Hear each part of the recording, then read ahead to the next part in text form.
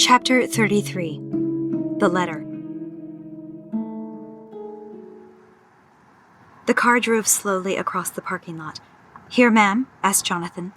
"Drive just a little bit further, Jonathan," said Tiffany. "I think I see them up ahead." "Very well, miss," he replied.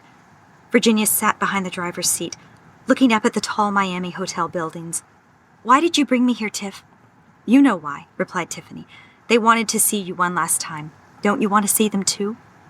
Virginia looked down at the parked cars that slowly passed by her. "I want to see them, but I also want to be alone and not see anyone.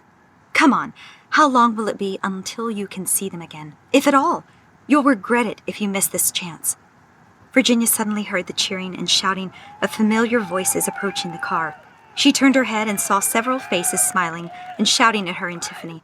The vehicle came to a stop, and Tiffany's door flew open.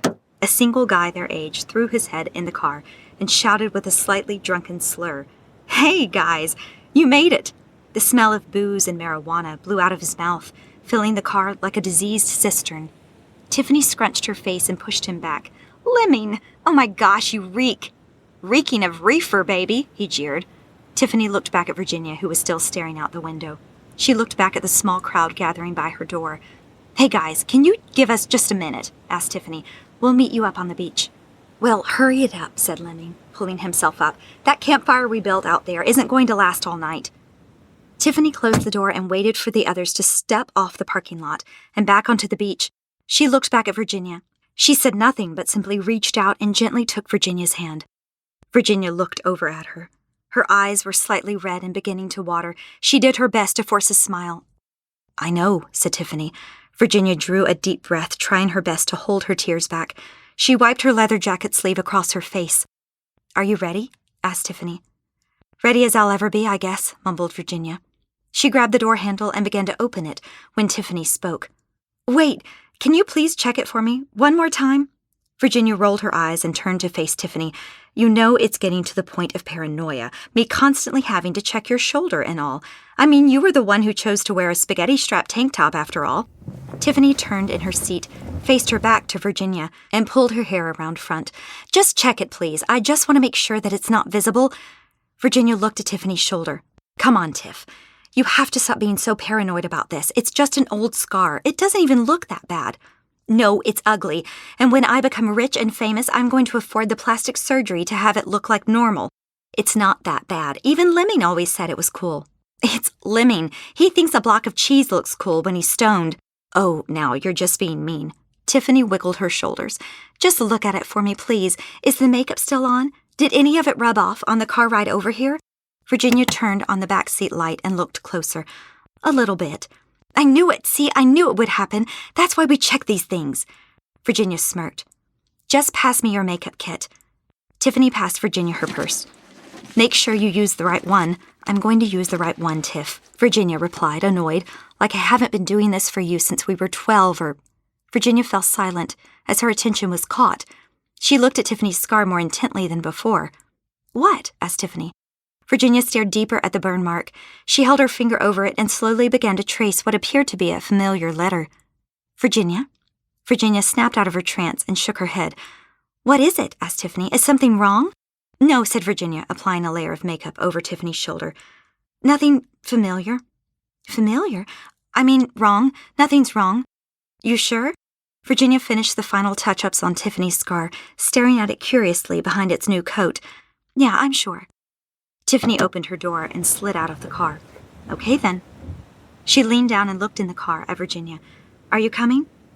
Virginia's sorrow returned to her. She looked past Tiffany at her friends in the distance, sitting around a campfire, laughing and talking to one another. Without saying a word, she slid across the seat and exited out of Tiffany's door. She wrapped her jacket closer to her in the cool of the evening breeze. Tiffany reached in and pulled out a zip-up hoodie on the floor of the car.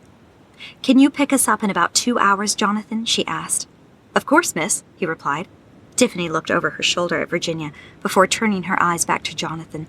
"Would you mind staying close, just in case we need to leave sooner?" Jonathan smiled. "Absolutely." Tiffany smiled back at him and closed the door. Jonathan drove off, leaving Tiffany and Virginia alone in the parking lot. "You ready?" asked Tiffany. Virginia drew a deep breath through her nose and released it slowly. "Yeah." Virginia looked down, noticing the hoodie in Tiffany's hands. Now wait a minute. What was all that trouble of me hiding your shoulder scar with makeup if you're just going to cover it up with a hoodie? Tiffany shrugged her shoulders. I don't know. I wasn't sure I would need it until I stepped out of the car. Virginia rolled her eyes. The two of them walked past the cars parked near the end of the parking lot and stepped onto the beach. The cool evening sand splashed in and out of their flip-flops as they walked towards their friends. Hey, look who's finally joining the fun, shouted Lemming as they neared the campfire. 2 girls and 2 guys stood up with Lemming as Virginia approached them. They all gathered around Virginia and embraced her in a group hug. Did you miss us? Asked one of the guys. Virginia smiled. I missed your sense of humor, Joey. Leave it to your aunt to make him frown, though, said the other guy.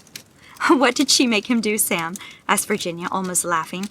She kept calling me Joseph, whined Joey. But that's your name, said Virginia. That's not what the rabbi calls you at temple, though, jeered Lemming. I'm surprised she didn't call you Yosef. Shut up, Lemming, said Joey. So we all thought it would be appropriate to now call him by his full name from now on, teased Sam. No, protested Joey. Except on Shabbat.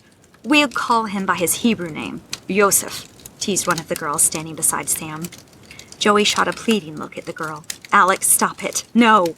One of the girls standing beside Joey wrapped him in her arms and pulled herself close to him. Don't worry, babe. You'll always be Joey to me. Joey wrapped his arms around her and kissed the top of her head.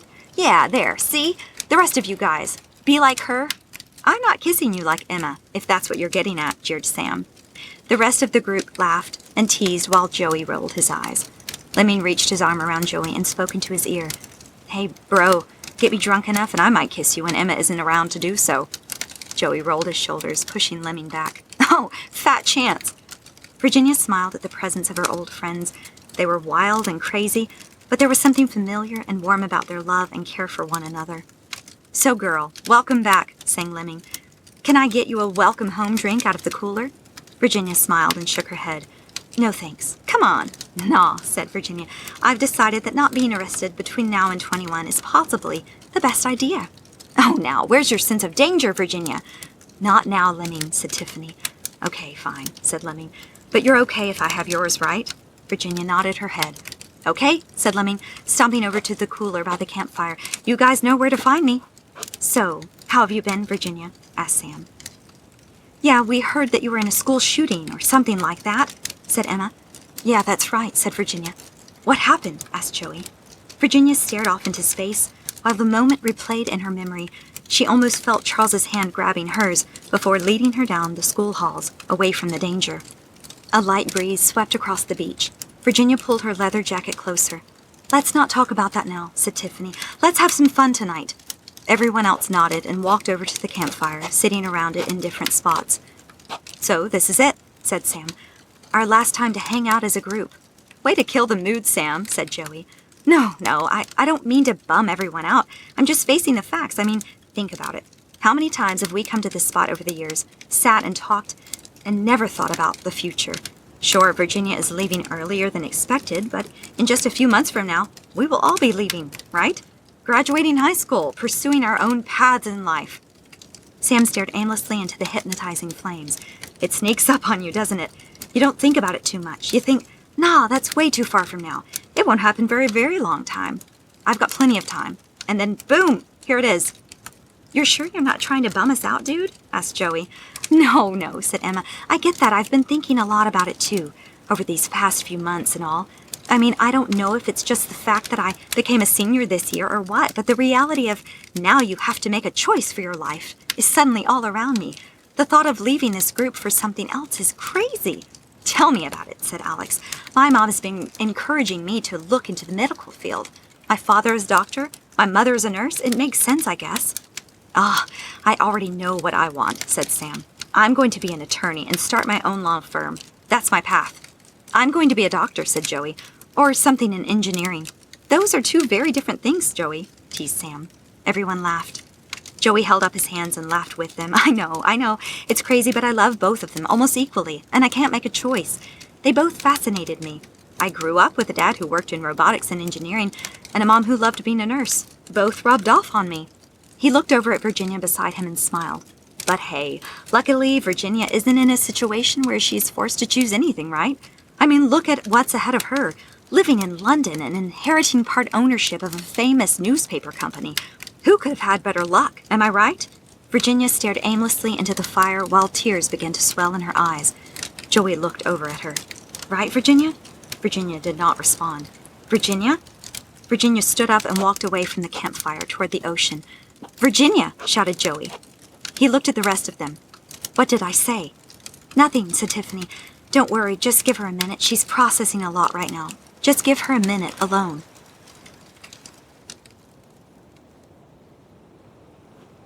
Virginia could not hold back her tears any longer.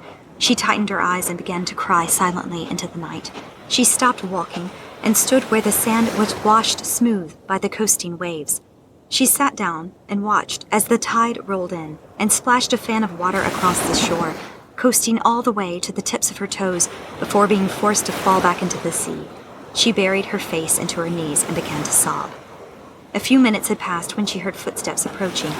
The smell of marijuana grew stronger in the evening air. She lifted her head and saw Lemming sitting beside her. He stared at her with sorrow-filled eyes. You miss him, don't you? Virginia stared at him, perplexed. Lemming tugged at the sleeve of her leather jacket. Come on, no girl wears a guy's jacket like this unless it was given to her by a guy who liked her and wanted her to remember him. Virginia faced the ocean while her tears swelled in her eyes again. You miss him, don't you? Asked Lemming. Virginia nodded and sank her face into her knees again while she continued to sob. Lemming rubbed her back. Hey, it's okay. Go for it. Virginia lifted her head, looking out over the ocean waves and the distant thunderstorm coasting off the horizon. I don't know what to do, Lemming. What do you mean? I mean, I am doing the right thing, right? Was leaving a good idea or a bad idea? Didn't you tell me that your aunt and uncle gave the choice of living with either of them up to you? Virginia nodded her head. Okay then. I mean, I have at least 3.5 or 4 beers in me already, but even I can see clearly that you miss this guy very much. Virginia nodded her head. Is there anything else? Virginia wiped her hands across her face. You could say that I had a purpose, a career path, almost. Did you like this career path? Virginia nodded her head again. It was stressful, to say the least. But you liked it, right? Virginia nodded her head. Yes, I did. Lemming placed both hands on the sand and looked out across the ocean with her. Well, the way I look at it, the answer to your problem is simple. Go back. Go back to your uncle. Go back to this guy. Go back to this career. It's obviously for you, right? It's not that simple. How do you mean? Virginia looked down at her knees, drumming her thumbs against her legs while she thought of the best way to explain it. I won't be safe if I go back. Lemming lifted an eyebrow at her. Not safe? Virginia, no one is safe. I mean, sure, some people can have jobs that are safer than others, yeah, but no one is guaranteed tomorrow, the next day after that, or anything. He pointed out over the horizon. I mean, look at that thunderstorm coming in. You and I both know that anything could happen to anybody in that thunderstorm. Someone could be struck by lightning, the roads will get wet, and someone driving could slide off the road. A bunch of things can happen. He pointed his thumb over his shoulder. Look at us back there, trying to figure it out. Look at how scared they all are. All of us wish we knew what we wanted as badly as you already do, and you're choosing to throw all of that away because of safety? He shook his head and looked out over the horizon. Man, I don't understand girls. You're always about safety, and I get that. There is not a guy in the world who wouldn't wish the girl he loves to be safe and willing to protect her with his own life to make sure she was safe from harm. I get that. But man, so many people are scared these days, you know? They're so scared to leave their comfort zone and not pursue and sacrifice for something greater in life. They all think that their comfort zone is going to save them, but your comfort zone is like the Titanic.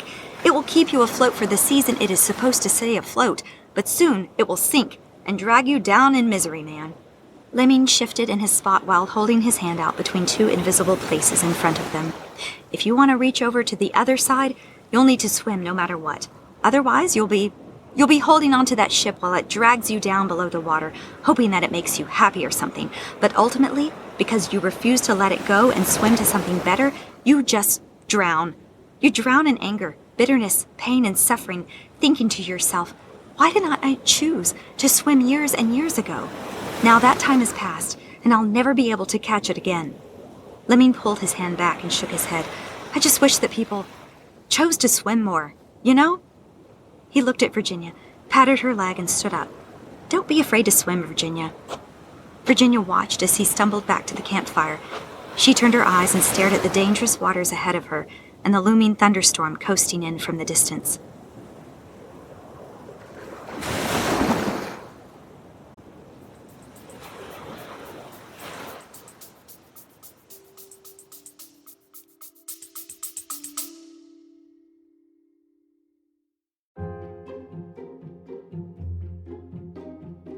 Hey everyone, we'll get right back to the episode in just a minute, but first, I wanted to talk to you about early access. You may have noticed those chapters with the locks beside them in your episode feed. Those episodes are the ones available for our early access members. While every episode is released on Thursdays with ads, early access members can enjoy the episodes on Sunday ad-free, ahead of everybody else, for only $5 a month. Not only this, but your $5 contribution to the show helps with supporting the channel and the podcast creation of book number 2. Click the link in the show notes below and join early access benefits while also supporting the channel. And now, back to the episode.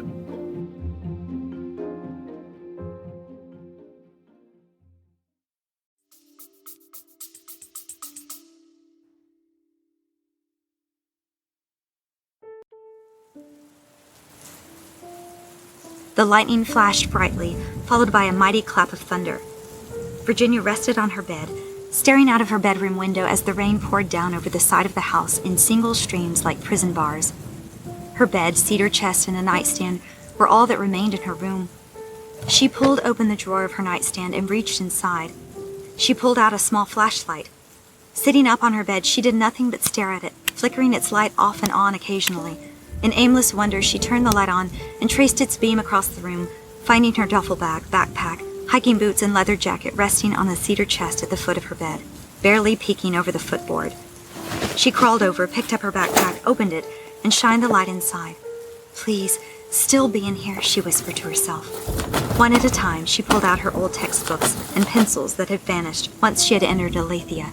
She pulled out the final textbook with high hopes, and there it was, nestled at the bottom of her backpack, was the Diary of Rose Cohen. She breathed a sigh of relief.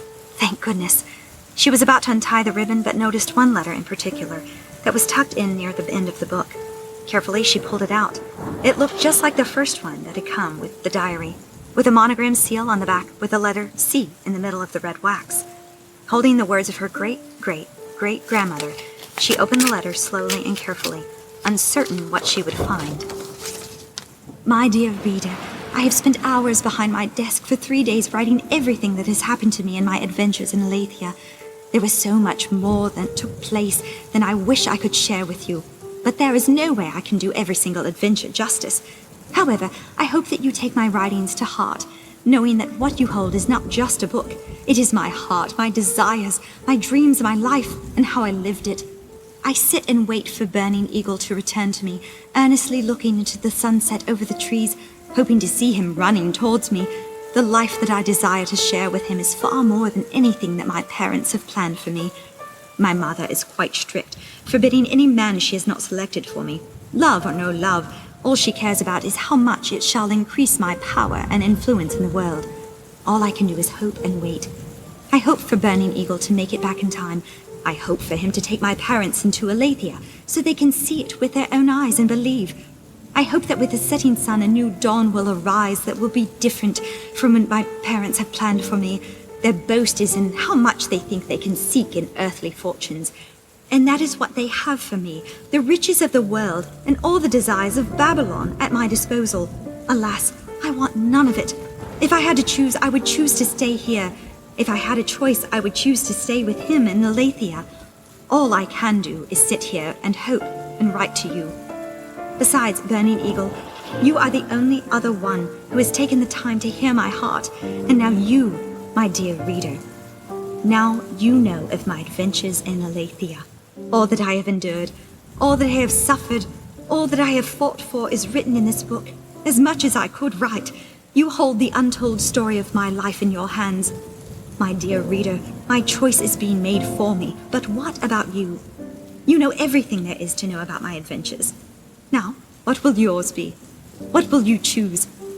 I thank you for being the friend that I never got to see, yet who listened to my words with all your heart. Your friend, Rose Anne Marie Cohen. Lightning flashed behind Virginia, brightening the words of the letter in her hands.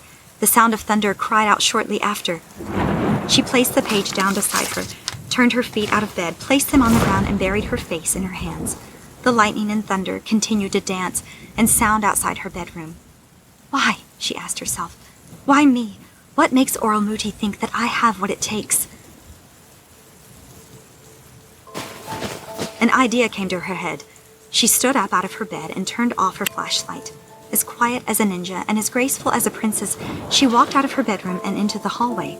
To the right, she saw the left side of the horseshoe staircase. With soft steps, she made her way to the stairs and down to the foyer, careful not to knock over any painting equipment. Her feet reached the wood floor. She walked through the dining room and the kitchen, and then stopped where the room opened to the living room. The lightning flashed through the living room's large windows, hitting the vacant floor and the night in the far corner of the room. She stepped off the cold tile of the kitchen and onto the polished wood surface of the living room, walking towards the night. Reaching it, she stood before the statue, looking up into its invisible eyes through his face card. She looked at the hilt of the sword strapped around his waist. Wrapping her fingers around its handle, she slowly drew the blade with a soft metallic ring. The blade shined in the flashes of lightning and spoke in danger with the clap of thunder. Virginia turned around and looked at the dance floor in front of her. She closed her eyes, placed the sword in front of her, and gripped its handle in both hands. She was no longer in her living room. She was standing in the center of the woods of Aletheia. In front of her were two green eyes leering at her from the shadows of the trees. With her eyes still closed, Virginia stepped onto her dance floor, drawing the sword back for a strike. The phantom leaped out of the woods and charged at her. The lightning flashed as Virginia leaped into the air, spinning in a full rotation. The wolf lunged in the air at her, but before he could sink his teeth into her side, she brought her blade down upon his face. The wolf cried in pain and fell to the ground. Virginia landed on the balls of her feet like a ballerina, swiping the sword behind her. She heard 3 more barks from the woods around her. To her left and right were 2 more wolves, and a third crouched behind her. She listened to the sound of leaves being brushed rapidly from behind. She spun around on the wood floor with 1 foot, slicing the blade behind her. Her blade cut through the side of the beast's face. He cried aloud with the thunder and fell down. The other 2 barked ragingly at her. She looked this way and that at both of them. She could see the fear in their eyes as they walked a few steps forward and then back, testing the waters. She heard the one to her left charge. Virginia faced her opponent and gracefully fell on 1 knee, sweeping her blade gracefully through the air in front of her. The edge of her blade sliced against the wolf's legs in a terrifying blow, followed by an uppercut, sweeping its edge against its stomach. She turned around and saw the other wolf in midair, his jaw open and his paws out in front of him. Virginia pointed the sword out in front of her, the lightning flashing off its blade and the room. With a sound like thunder, a flash of light fell from the sky between her and the wolf. The wolf was thrown back. Standing before her was Charles, his wings spread out, his stance strong as he gripped the handle of his sword, the wolf's blood dripping off its blade. He turned around and looked at her. Virginia picked herself up off the wood floor. She placed her hand out to touch his face. He smiled at her. What will your choice be? A clap of thunder, louder than any other, made Virginia open her eyes. No one was standing before her, just an open room with her hand held out before her. The lightning and thunder continued to flash and sound outside. She pulled the sword's blade in front of her face, looking at her reflection with the passing flashes of lightning. I thought I might find you here, said a voice from the kitchen. Virginia turned her head and saw Tiffany standing between the kitchen and living room, holding Rose's letter. What's Aletheia? She asked. Virginia mournfully walked over to the knight and slowly sheathed the sword. This Cohen girl, who is she? Asked Tiffany. Just then, something like a dam collapsed inside Virginia, releasing a flood of excitement, wonder, freedom, and hope. She lifted her head. A smile slowly stretched across her face, radiating like the dawn. She turned around and faced Tiffany. What? Asked Tiffany curiously.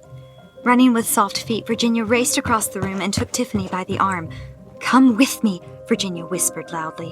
What? Questioned Tiffany. Before Tiffany knew what was happening, Virginia pulled her through the kitchen, past the dining room, into the foyer and up the stairs.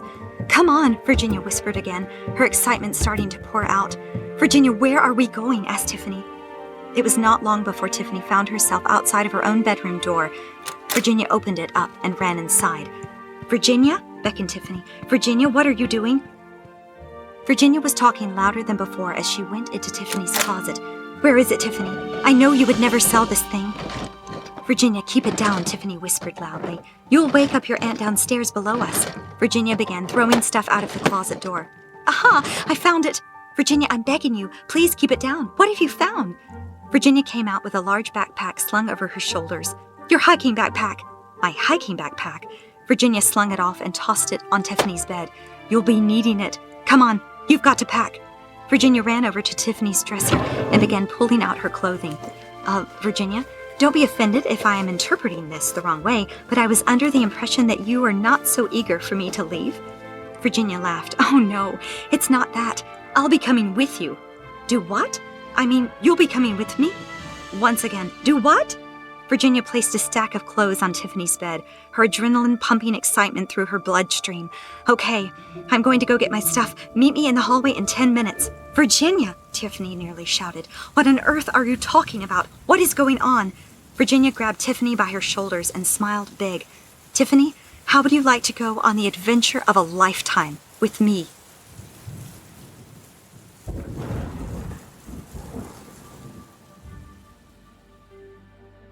This is the end of Chapter 33. Chapter 34, the final chapter of Book 1, has been released. Skip ahead and listen now. If you like what you heard, please like and subscribe and share with your friends and family. It really helps the show. We're available on Spotify, Apple Podcasts, and all major podcasting platforms. What Shines with the Dawn was written and created by C. Taylor Eason. Copyright Christian Taylor Eason, 2024.